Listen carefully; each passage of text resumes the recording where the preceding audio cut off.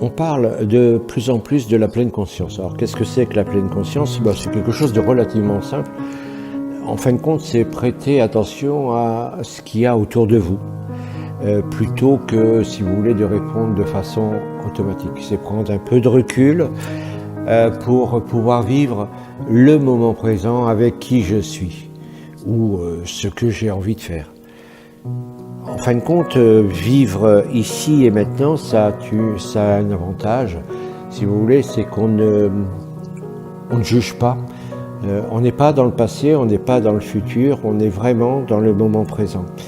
Et ce qui est important, c'est qu'on ne cherche pas à répondre, à vouloir avoir raison, à vouloir contredire, etc. On reçoit simplement, par exemple la parole, si c'est une discussion, pour la comprendre.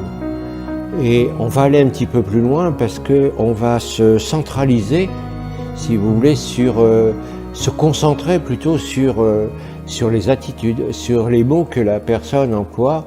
Ça va nous permettre d'abord de la connaître, mais aussi de voir éventuellement, si on lui parle, comment elle va réagir. Et en fin de compte, c'est de prendre de plus en plus attention à l'autre. C'est la pleine conscience. Alors, la pleine conscience, c'est quelque chose d'important parce qu'on va découvrir certaines choses qu'on n'avait pas vues. Par exemple, lorsque j'accompagne quelqu'un, la première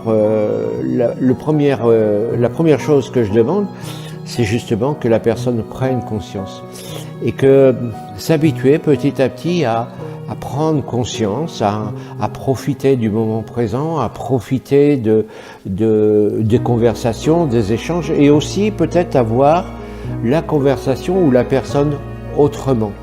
Alors c'est ce que nous allons faire, c'est ce que nous faisons dans un premier temps avec les personnes que j'accompagne. Alors ça demande un peu d'humilité parce qu'on ne va pas répondre, on va simplement accepter la parole, comprendre la parole. Ça demande aussi de l'attention, c'est-à-dire qu'il faut être présent, il faut ne pas penser à autre chose, penser à la réponse ou n'importe quoi. Et ça va demander de la persévérance, parce que ça demande un entraînement. Bien sûr, quand on fait attention à un moment donné, on est capable de voir certaines choses, mais aussi on est aussi capable de répondre en automatique. Et c'est ce qu'on veut bannir. Vous savez, il y a le fameux proverbe qui dit qu'il faut tourner 7 fois sa langue dans sa bouche avant de parler. Bien, j'allais dire, c'est un peu ça, prendre ce recul. Et si on ne prend pas ce recul, c'est difficile de travailler sur soi. Dans le travail que l'on fait, donc avec les gens que j'accompagne, le but c'est un travail sur soi. Mais vous ne pouvez pas changer ou modifier quelque chose sur soi si vous ne savez pas ce qu'il y a à modifier. Donc c'est vraiment la première étape d'un lent parcours. Mais il ne faut pas vous décourager, c'est quand même agréable et ça apporte énormément de satisfaction. On en reparle? Allez, à bientôt, bonne journée.